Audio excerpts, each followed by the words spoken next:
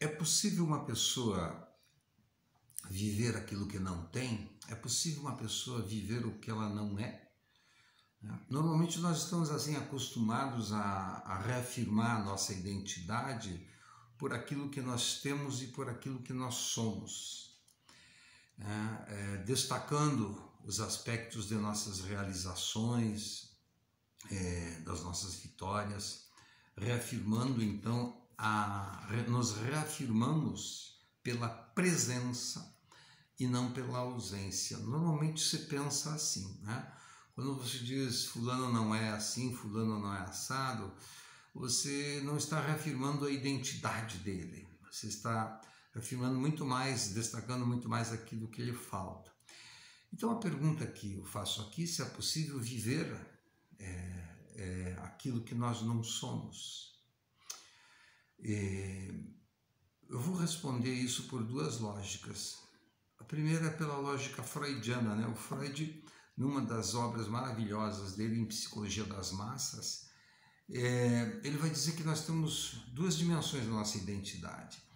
Uma é a dimensão que ele chama de eu real, que é aquilo que nós reconhecemos como nossos limites, aquilo que nós reconhecemos, que nos esforçamos para fazer, mas que há sempre um limite, né? Uma limitação, uma finitude, uma imperfeição,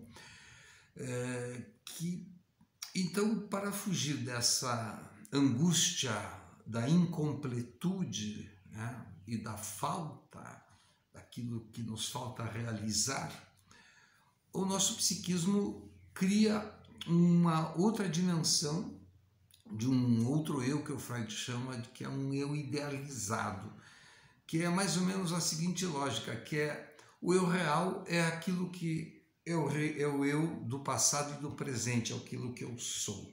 E o eu ideal é aquilo que eu gostaria de ser. É aquilo que está projetado num amanhã próximo, né? E que eu me esforço para realizar.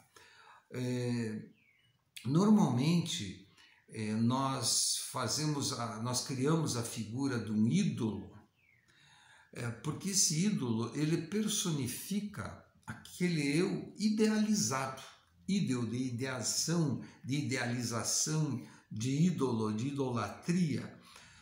Então é mais ou menos assim, se eu não posso ser o Freud como eu gostaria, eu tenho uma figura no meu consultório, uma caneca, onde eu incorporo a lógica freudiana, né, quase que num ritual antropofágico.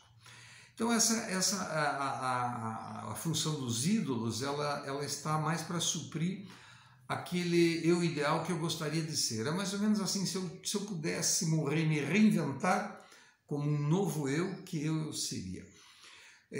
Todos nós estamos imbuídos dessa ficção imaginária, que são os projetos que nós criamos, os sonhos que nós gostaríamos de realizar amanhã, o sonho de consumo.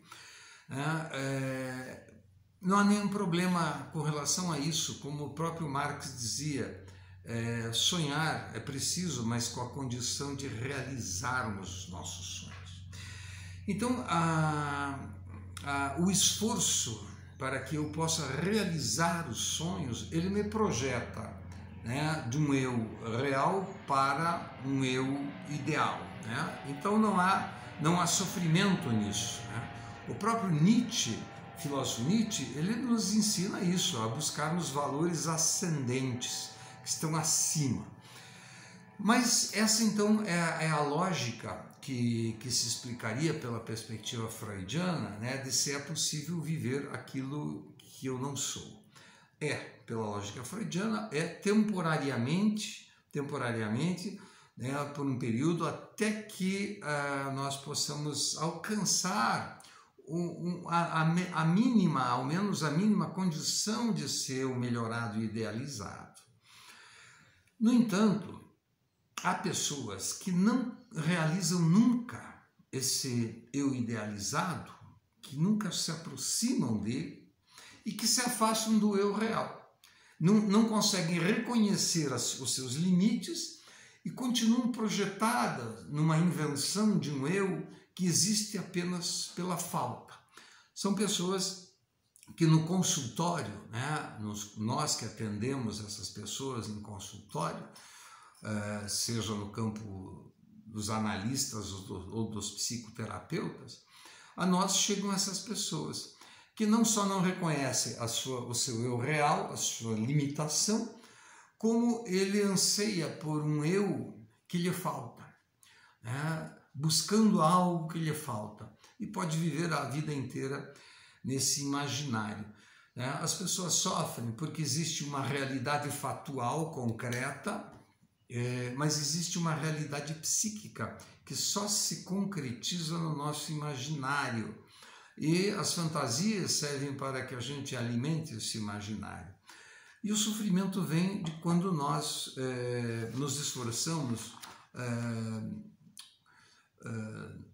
de uma forma incansável para buscar o que nos falta, quando isto será impossível. Em que circunstância? Eu vou dar 2 exemplos aqui bem rápidos. Um, por exemplo, é aquela supermãe, né? Aquela mãe que diz assim, eu vou dar para minha filha tudo que minha mãe não deu para mim, né? Eu serei para minha filha o que minha mãe não foi para mim. Então, essa mãe, ela não se relaciona diretamente com a filha, com a realidade factual da filha. Ela se relaciona indiretamente via o fantasma da mãe, a falta, né, a lacuna que essa mãe produziu nesta outra mãe, e que ela projeta na filha. E qual é o equívoco disso? Em primeiro lugar, entre tantos outros, nunca isso vai se satisfazer, né? Porque ela está tentando satisfazer uma demanda que é dela e que vem da sua mãe e não da filha. Portanto, o segundo equívoco é que ela normalmente dá a essa filha mais do que essa filha precisa. E isso é muito comum, dar ao outro mais do que ele precisa e pedir ao outro aquilo que ele não tem. O segundo exemplo aqui, mais prático também, é a ideia daquele sujeito, um homem de 45 anos que chega na clínica. Ele é um cara bem sucedido financeiramente, materialmente ele diz, eu sou isso, eu tenho isso, eu faço isso, essa é a minha profissão, mas ele vive a busca de um pai que ele não teve.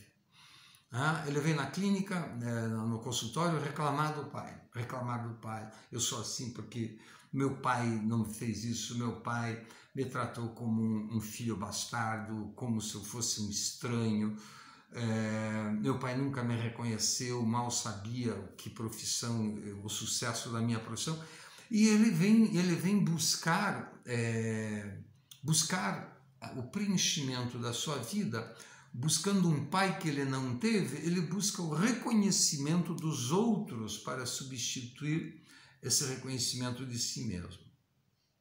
E ele passa então assim como uma espécie de satélite, né? Ele fica procurando um lugar no mundo onde ele está buscando o reconhecimento. Então ele se esforça para trabalhar, ele se esforça para agradar, ele se esforça para ser um bom marido.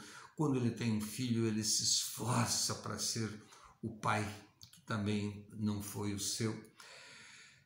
E vive em movimentos orbitais, né? Como um satélitezinho atrás de um astro maior que o atraia e que o ilumine no reconhecimento psíquico. Vejam que, voltando então agora, é uma ideia muito antiga, antes da era cristã. O filósofo Platão dizia que o amor é aquilo que nos falta.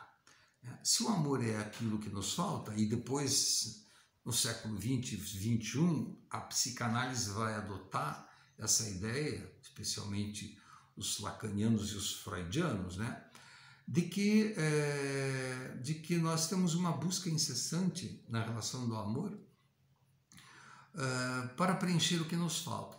O Lacan, que foi o maior comentarista da psicanálise depois do Freud, o Lacan é o psicanalista que mais mergulhou no mundo feminino, na escuta feminina, no sofrimento amoroso das mulheres. O Freud também fez essa escuta, mas o Lacan vai conduzir a sua escuta numa das grandes dimensões de seus estudos, no campo amoroso das mulheres. E o que o Lacan nos diz que as mulheres sofrem muito mais que os homens na relação do amor por conta desta falta, né? De elas viverem muito mais uma falta nas relações, demandando sempre um pedido de preenchimento de uma carência amorosa do que os homens. Mas isso é Lacan e talvez fique para um próximo encontro nosso.